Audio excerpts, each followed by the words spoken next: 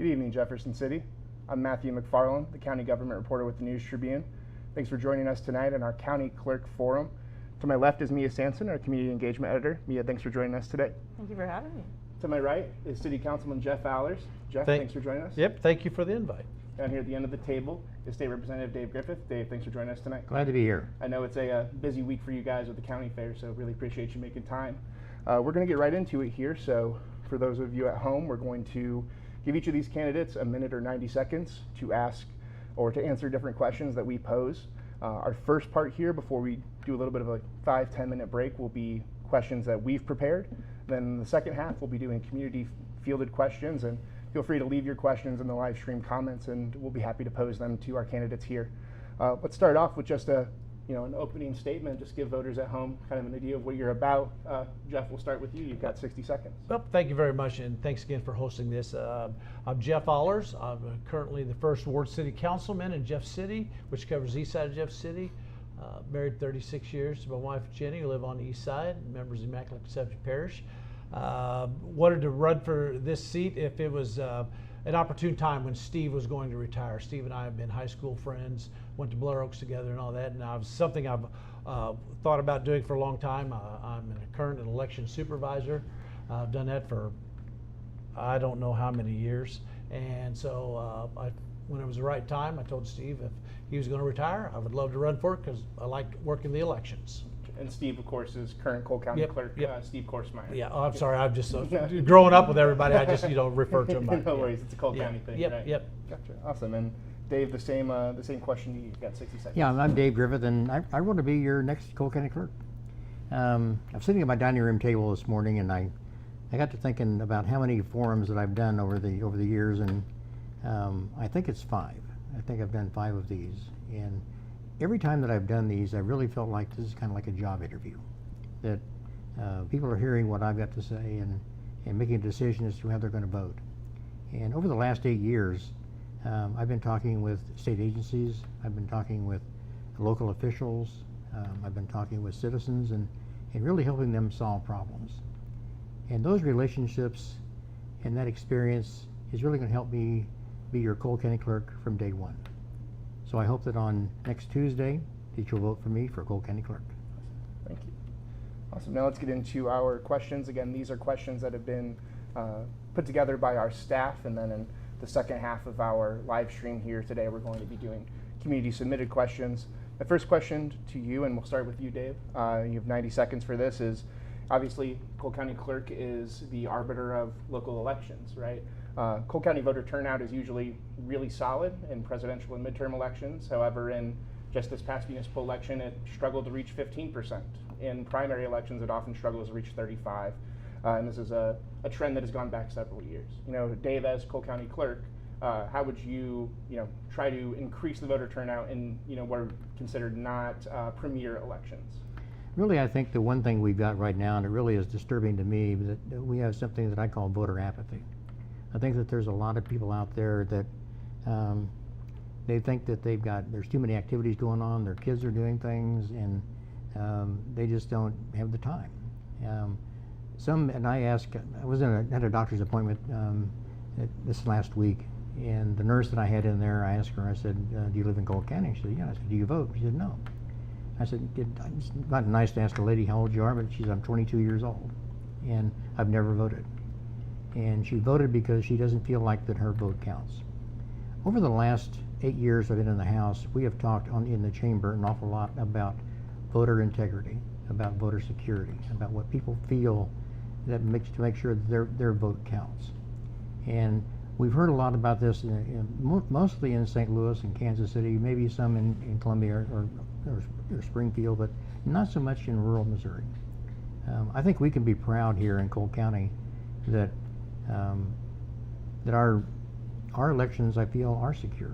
And I think we can go back to Bill Deacon. I think we can go back to Steve Korsmeyer, and Marvin Register. I think those folks have really run a tight ship, and I think that people in town feel like that's the case here, and that their vote does count. And if we do have issues at the polls, we've got law enforcement that can step in and help us. Praise God, we've never had to do that, But I feel like our elections here are really secure. Excellent. Okay, thank you, Dave. The same question to you, Jeff. How would you increase voter turnout? Working, different places throughout the county as one of the election supervisors, it's a lot of what Dave says, a lot of voter apathy. It's usually local elections, school board, maybe a city council race, and then sometimes there's people that generally everybody knows, and so I think a lot of it you could say that they're comfortable with who's ever running, and feel like, oh, he'd do a good job anyway, so I hope he gets elected. That's what you hear. I hope he gets elected. Good person and all that stuff. I don't know. One of the things I would think for looking at is how much the cost to do a municipal election in April. There's been talk about putting it back into maybe some of the running them during the primary in August, but I don't think as the political parties pay for it, I don't think they would. I don't know, maybe cost share that or something, but maybe moving it to the November election where everybody's looking at, okay, president, Senate, House, and then that would filter on down to it. It would be a big ballot, I know, but also at that time, I do believe that more people are more engaged because they go from federal down to state, down to local, and all that stuff. But I don't know how you would get people more involved. I mean, it's advertised.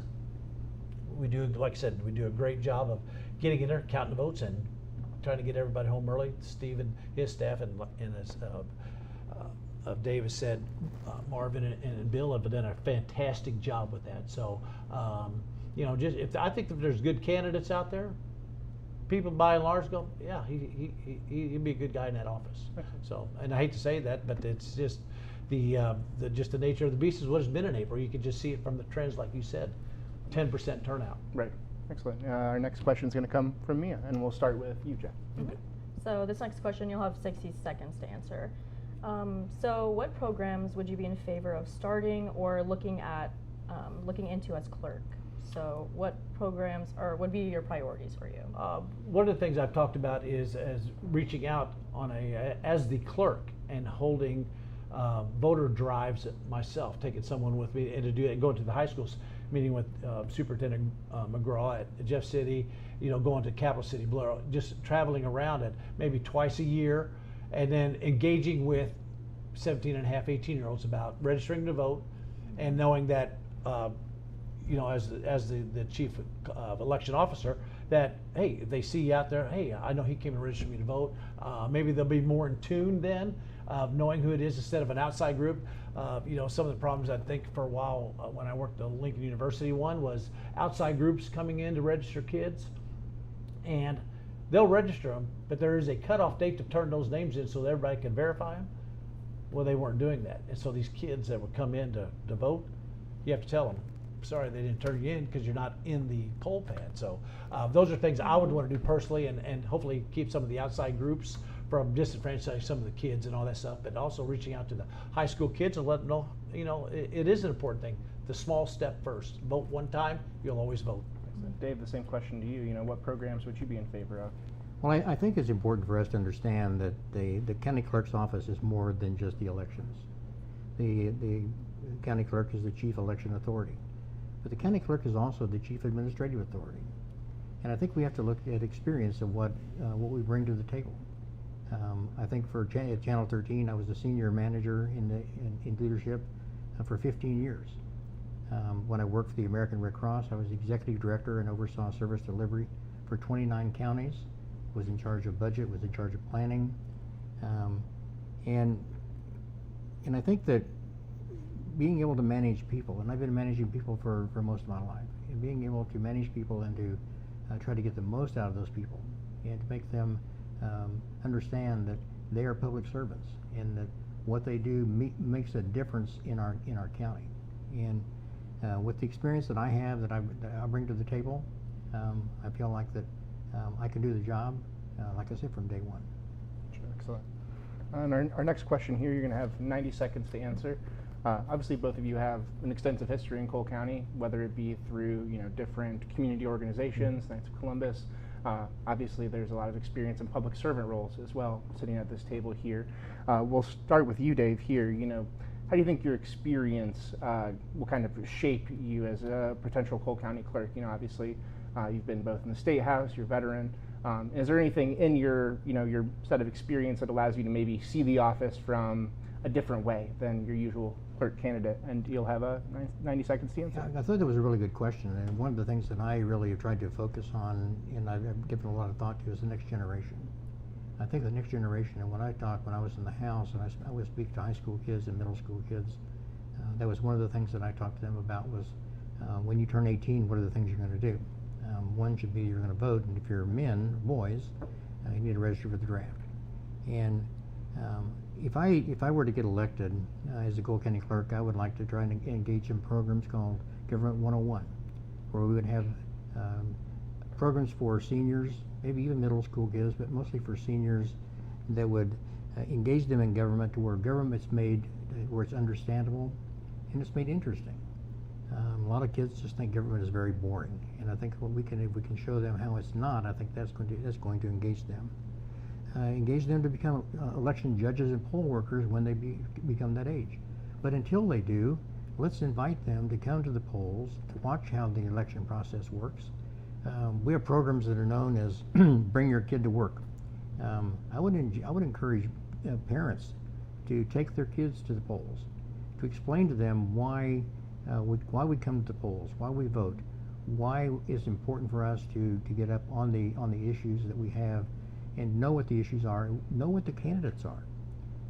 I can't tell you how many of my friends that have called me and asked me about the amendments that are on the ballot this time. People are, I'm not saying they're lazy, but in a way I am. If they are not doing their homework as to how they.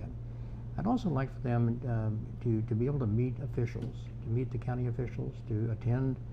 This is something for our college kids that I think could get involved with, to be an intern to where they can learn what county government's like, to go to a county commission meeting and see what the process is and how that's all done, and maybe even consider being a public servant. Those jobs are available. The young professionals we have here in town with the Chamber of Commerce, I think, are a perfect group for us to be able to target that too. Excellent. I'm going to have to cut you off there, Dave. I appreciate it. 90 seconds is wrapped there. Well, that really went fast. It does. It goes by fast, doesn't it? It does. I appreciate the thoughtful response, though. I thought there was a lot of good insight in that answer. Jeff, same thing to you. Obviously, you've got an extensive experience in the clerk's house or the clerk's office, as well as on the council. How does your experience kind of shape your perspective of the clerk's office? Oh, from either working in construction and running, to be in charge of trucking and overseeing drivers, to being head of the ice cream department of Central Dairy for the last few years. I retired from down there. Just the idea of being able to have that relationship and working with people and then having them follow you when you say this is what we're going to do. Everybody's on board, so that that kind of bodes well. I like the personal relationships we have with everybody in the clerk's office. I like, Steve has always wants to put me in a place where he may have some difficult things going on, where you're on the phone a lot trying to smooth out different circumstances with people voting. And I think my personality, everything I do with that is a very calming effect on people, so they feel comfortable talking to you. I generally, I just like being an election judge. I like everything it stands for. The group of people that eventually being elected to the county clerk, I would have the good relationship with them, and we've talked about a lot of things during the elections about what's it take to get everybody in here. The judges, are they all all right serving yet? Do we have to look for them? Just all the pre-certification and post-certification stuff we do. So I really believe that is probably a benefit, having a personal relationship and knowing those people and working with them for all these years. Excellent. Our next question, I'll have 6 seconds to answer, and I'll turn it over to Mia. Mm-hmm. So this question has to do with salaries for the staff at the clerk's office, and there's a few different parts. So what is your position on salary raises for the staff at the clerk's office, and will you plan to advocate for raises during the budget time this year, and do you have a number in mind? And we'll start with Jeff. Yeah, thanks for the question. Yeah, advocating for raises is a big, is something big, because the people you have is a vast, they have the knowledge, having been working in the Cole County Clerk's office, So to be able to keep them, maintain that knowledge, to keep a smooth running office, which they have for so long, I think is vital to how effective that office runs, and from the day-to-day operations that they do, other than elections, they're just the paperwork that requires to keep the county moving. I do know that being on the city council, sales taxes are coming in not as aggressively as they have been. So we could be seeing some of the effects of what's going on around the world in Iran and all that stuff, and people are drawing back from spending a lot of money. So knowing that kind of going in, it'd be able to work with to see what the current budget is, what Jay Moore and the auditor are seeing, what the projections are coming in, and then to advocate for, usually at the city we budget for 2%. That's very conservative.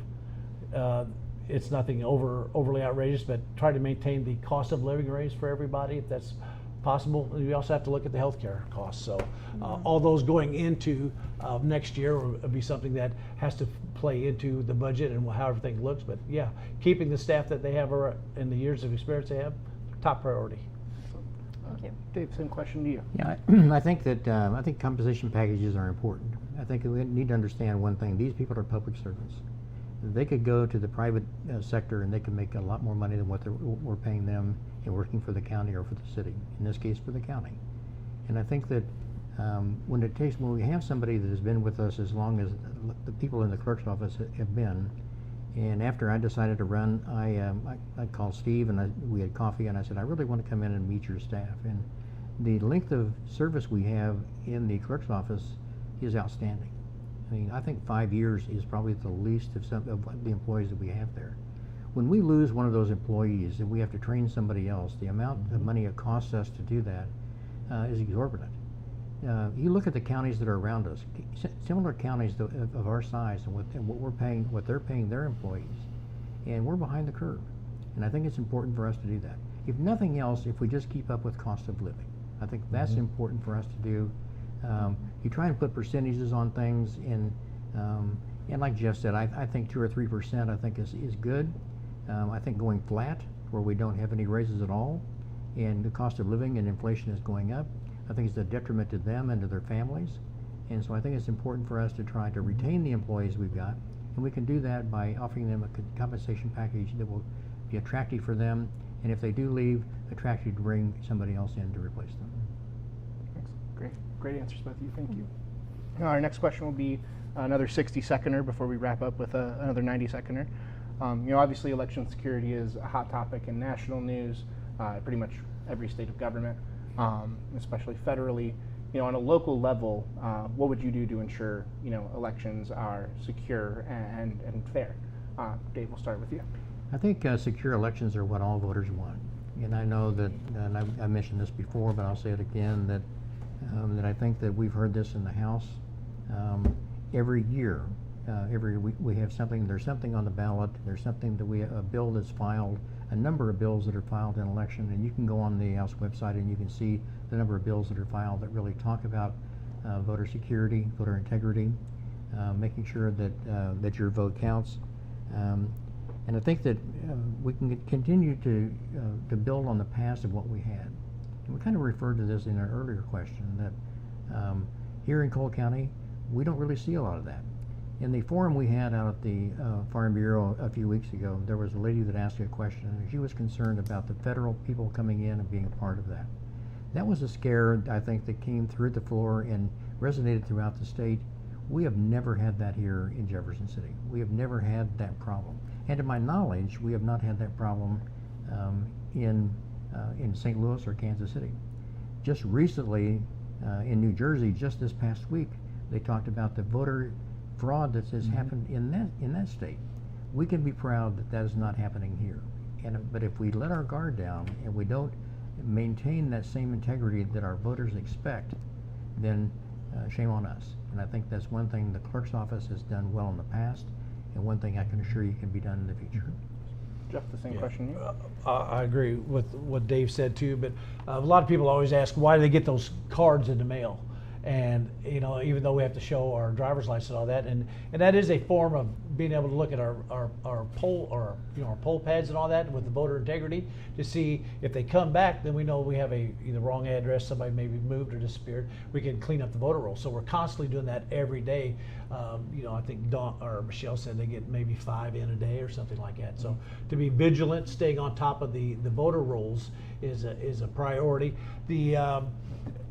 Going back to what the previous all the clerks have had, the people that we have working the elections, even though there's a Republican supervisor, Democrat, they want the same thing. They want to be able to get in, make sure everybody that can vote, and that there's no problems. One of our biggest things at the end of the night, does the iPad match the polling thing?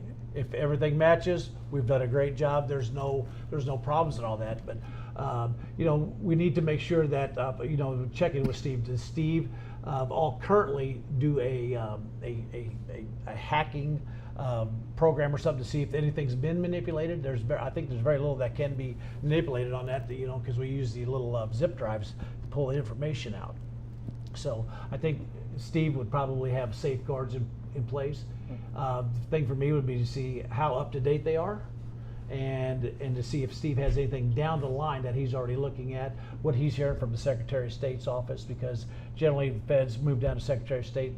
Missouri will copy generally what the federal government says, and we implement it here. So it'll be just basically seeing what are the programs in place, and do they need to be updated, and what do the machines look like? Does he have a plan that, hey, we need to update the machines here in the next couple of years? So just getting on board and making sure that you follow whatever he's got going on, and just make sure we're on the same page. Excellent. Great. Our next question.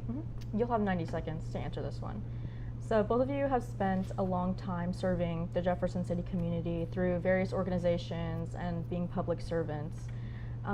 How will these connections that you've gained aid you as county clerk, and what relationships are you looking to grow and once you're in this position? I think that I graduated from Missouri Southern State College. It was a college then, it's a university now, and my degree was in mass communications. And one of the things that I've really I've tried to do in my entire life, communications are so important, and I think that trying to impress upon the voters as to why it's important for you to vote. I also think it's important for us to educate the voters on really what the clerk does. I know when Steve sent both Jeff and I a sheet, and it was a 2-part sheet, and on one side was all the jobs that you had with the elections, and on the other side was a plethora of jobs that you have in administrative. And I was going to try to memorize that before this forum tonight, but it's almost impossible. But the amount of work that the clerk does, and the administrative end of it, while the elections are really important for us, really the only time that you hear and the Cole County clerk is on TV or on the radio is during election time. The lion's share of the work that the clerk's office does is really behind the scenes, and really working with the staff that works there to understand all the workings of the county, of working with the county commission, of swearing in notaries, of taking care of gas tax. I mean, these are just a few of the things that they do. But I thought it was important because I've been asked the question, why didn't you run for presiding commissioner? And I think that it's kind of like the House and the Senate. Everybody refers to the House as the lower chamber, and they refer to the Senate as the upper chamber, and like one is more important than the other.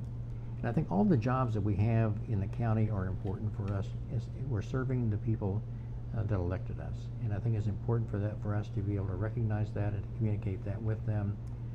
I think talking with civic groups and explaining to them the goals that the clerk's office has got, why it's important for them to be engaged in it, talking with churches and making sure that they understand how it all works. A lot of our polling places are in churches. I think all of these put together really comes back to communication, and I think if we send a clear message to the people of Cole County as to why it's important and why it's important for them to get out to vote. Voting is not just a right, it's a responsibility, and we need to exercise that responsibility. Excellent. Jeff, the same question to you. I think I think Dave and I are both very approachable. I think we both pride ourselves in being that. They see us walking down the street, they can come right up to us and say, "Hey, how you doing? I got a problem. You got a second?"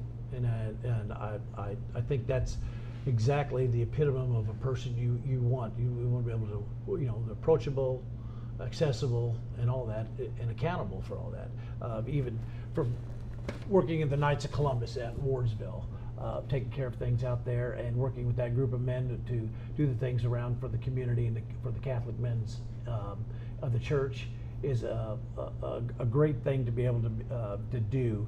I think it is a part of a service thing. I like the trying, being talked into trying to and being successfully running for the first ward. I think a lot of people know me from Immaculate Conception Church, know how approachable I am and all that stuff, and that I sit down and do listen, and generally we'll find a solution or lead you to a solution for that. I like the aspect of people just being able to feel comfortable enough to come up and talk to you and all that stuff. That's probably an attribute to my dad and mom, how I grew up in Taos. So I would use that everywhere I go in town anyway. Everybody always, my daughter especially, wants to know how do I know so many people? We just do. I don't have an answer for you, but I pride myself on being that kind of a person to anybody that thinks that I can help them out or something like that. Always glad to. My faith leads me in that direction. Excellent. Great. That's about all we've got for our first half of the show here. When we come back, we'll be posing some reader-submitted questions. And just as a reminder, if you have any of your own, feel free to leave them in the live stream comments, and we'll be happy to pose them to our candidates here once we come back. Thanks so much for watching.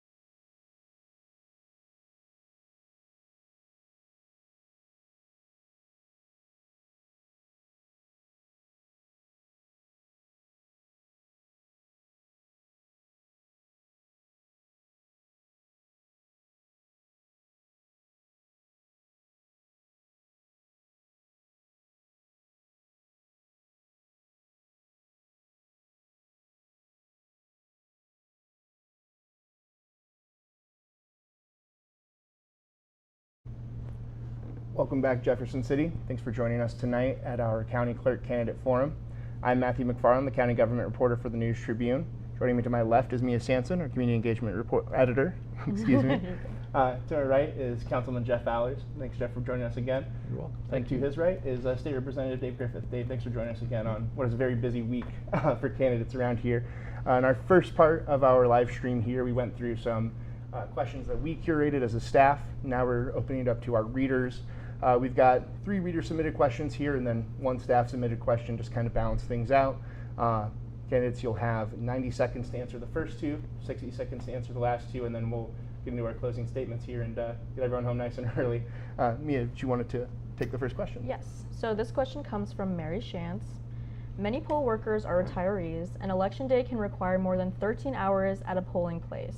Because the county clerk has the authority to determine the poll worker schedules, some have suggested offering a half-day shift to make volunteering more accessible and help recruit additional workers. If elected, would you implement half-day shifts for poll workers or something similar? Why or why not? And Jeff, we'll start with you. You got 90 seconds. It's fair and good question to ask. Has it been posed to Steve already? We'd like to wait to see if Steve has a clue and if he's directed staff to look at something already. It is a long day. If they were to be brought in at 5, maybe 5 to noon is a 7-hour shift, and then from noon to 7 when the polls close. But there's always that extra hour as you clean up and all that stuff. It's fair to look at and to try to see if that is doable. Usually you're busy at noon with people taking their lunch and coming in to vote, so the swearing in process that you do beforehand, getting all their information, that might be problematic is one of the things I see from, just being at the polls and all that. But I would like to see if that's been broached by Steve and his staff and what's come out. I know they talked about the increase in the pay for the poll workers up to $210. I think is pretty significant. I think a lot of people are energized. So I would just defer to see what Steve has already looked at, or if he has looked at it, and then get feedback from him and see where we're at. And if that's something we need to look into in January, then we'll start the process or finish up where Steve's maybe implemented it or something. So Excellent. Great. Same question to you, Dave. Well, I guess my short answer would be no. I think that 13 hours, I think number one, the poll workers that we have, they know what the shift is, and they have agreed to that. And I think that it'd be a disservice to them to take that away. I know that when I was growing up, my mother was a poll worker for over 30 years. And she knew when she got up in the morning at what time she had to be there, and she knew how long she was going to be there. I think Jeff alluded to it. I think the compensation package that we looked at, the amount that we were paying them before, is kind of like jury duty. I mean, the amount of money that they're being paid really doesn't go along with the job that they're doing. So I think that they know what the shift is. I think that the amount of time that they're there, we have enough poll workers that are there that can relieve them to eat, to take a break. The work that they do, I think if we show them a lot of appreciation, and I think the poll workers that I've talked to, and especially in Jeff being a judge, I think you'd be able to see that they appreciate what they do, and they appreciate the people. And I know when I go in and I vote, that I thank those poll workers, and I thank them for what they're doing, the amount of time that they're spending. They may be retirees, but they have a purpose, and I think that we should appreciate them for what they do. Thank you. Great. This next question is reader submitted, but directed a little bit more towards Jeff, and then we will follow up just to keep things fair with a staff question for you, Dave. But to start with you, Jeff, this question is posed by Scott Randolph. Jeff, in 2022, 3 Jefferson City Council members, including the current mayor, used their city-issued key cards to enter City Hall around midnight, and being first in line to file for office and secure the top position on the ballot was a big hubbub. As chair of the City Council's Administrative Committee, you later voted against advancing a proposal to replace that first-come, first-served basis with a random lottery. If elected to Cole County Clerk, how would you assure voters that elections are conducted fairly, transparently, and without giving any candidate or group of candidates an undue advantage?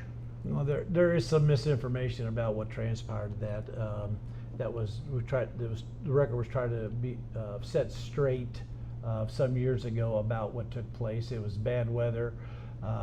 they all took turns, and whoever came in or didn't want to stay out were able to come into the building too, along with them. But since they have the key, they figured why not, you know, go in and just be out of the weather and all that stuff.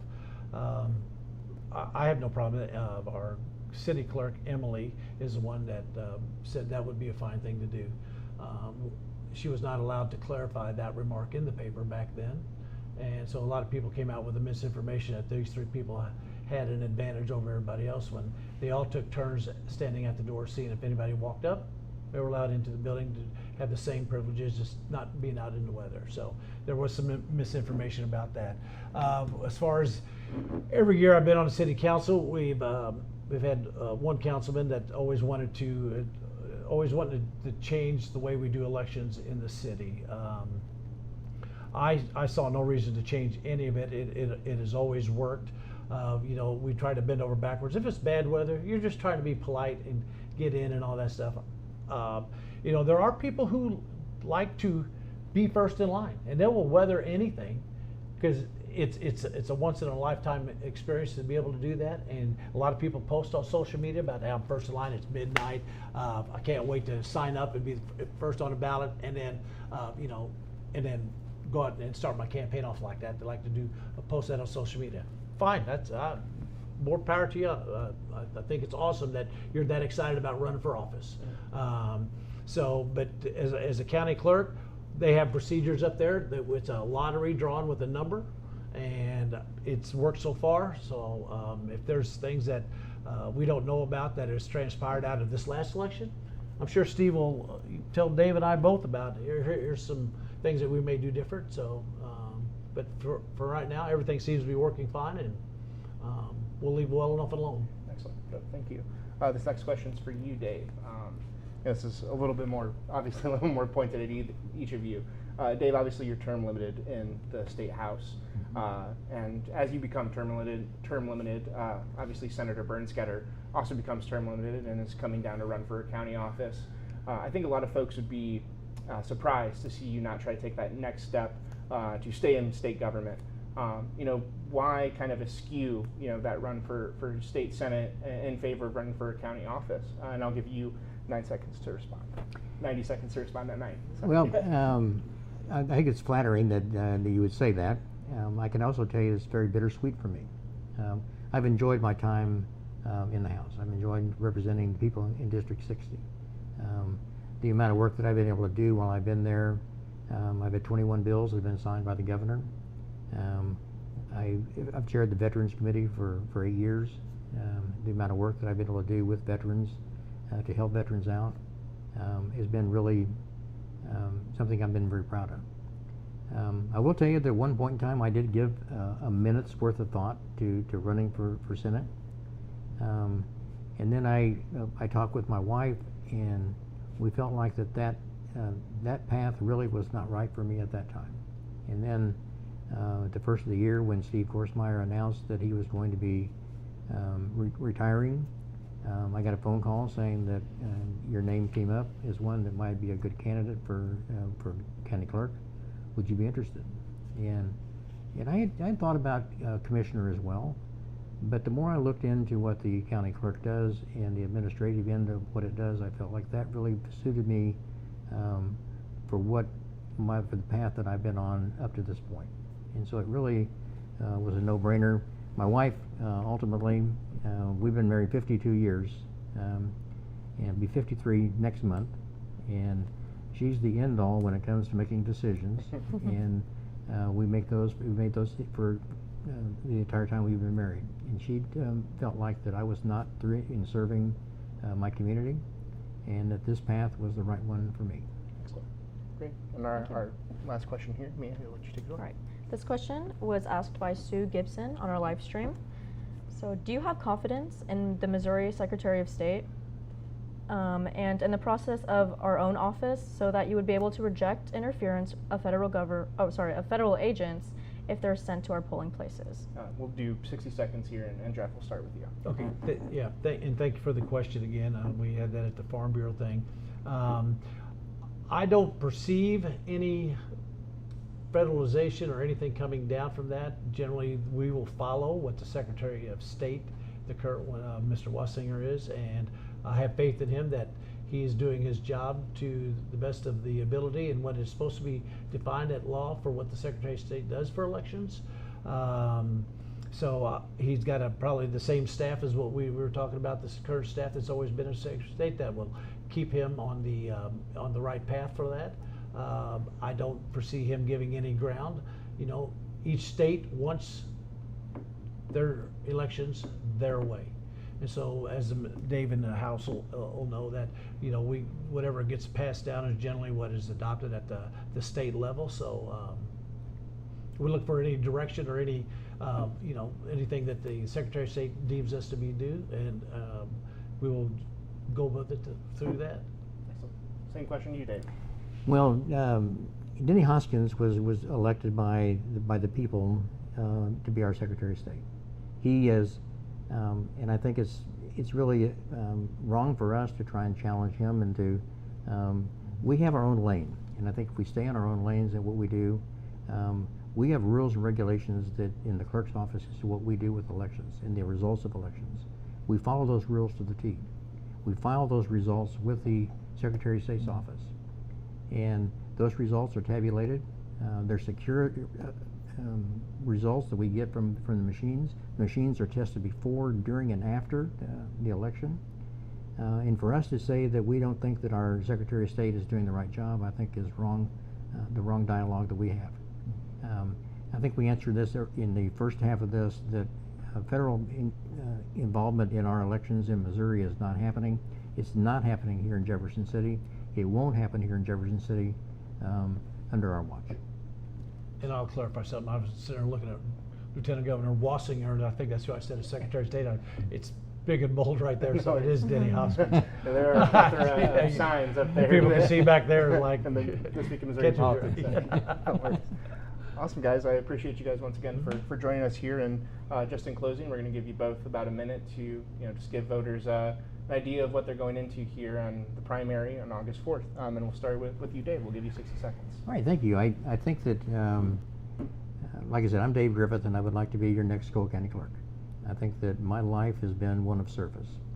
I served in the 8th Special Forces Group Airborne when I was in the Army as a Green Beret, and I think that really set the stage for me as far as service goes, as far as to how I comport myself and how I deal with the public and how I deal with situations under pressure.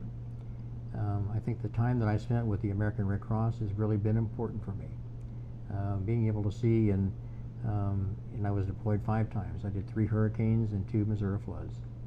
And I can tell you that every single time that I was in every disaster that I went to, it seemed like the people that were affected most were the poor people. Many of them didn't have a plan B. Many didn't have a plan A. And we're meeting them on the darkest day of their life, when many of them have lost everything that they had.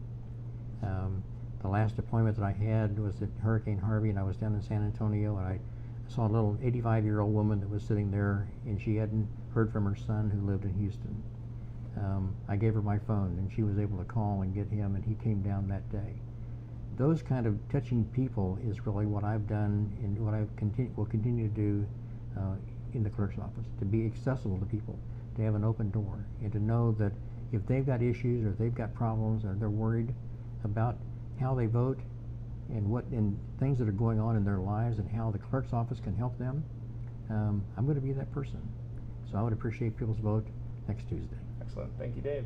Jeff, same Thank question you. to you. I think growing up in a small town of Taos and the close-knit as the community were, and being involved with St. Francis for a long time, and then getting married, and then being on the Parish Council of the Immaculate Conception, and going through the Knights of Columbus in Wardsville, and serving there as board of directors in the Grand Knight.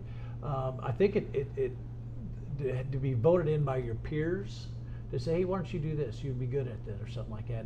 I think it's a confidence and a more calming thing that people understand that 3 things I pride myself on: approachable, accountability, and accessibility. I think that serves well in no matter what we do. And I think Dave has done that at the House, and I think that's why we have 2 very good candidates for the county clerk's race. I also like serving as an election judge. I don't know if many people will say that. It is fun to work at different precincts because there's always somebody you will know that you know them, but you didn't know that's where they voted at. And then striking up those relationships, striking up a small conversation, and for this job as county clerk, when people come into the office, hey, do you got a minute? Yeah, come on back, let's have a talk. I think that ease of being around someone is a very good thing to be able to have, and I think people understand that as being on the city council too, and then being also on the parish council. You see people after church, and hey, you got a second? So I really pride myself on being that person that wants to listen and get things done, and taking being a calming effect. If there's problems out there, you have to approach it with a little calmness to put them at ease and all that. So the door is always open. Come on and let's have a talk. To everybody out there, I would appreciate your vote August the 4th to be your next Cole County clerk. Thank you all very much. Thank you guys for joining us, and thank you all for watching. For voting information, you can visit the Cole County Clerk's website. Absentee voting, no excuse absentee voting, is open now and will run until the Monday before the primary, so August 3rd. Visit the Cole County Clerk's office at 311 East High Street on the first floor to vote. You can also early vote the Saturday before the election on August 1st. As for us, thanks so much for watching, and hope you have a great night.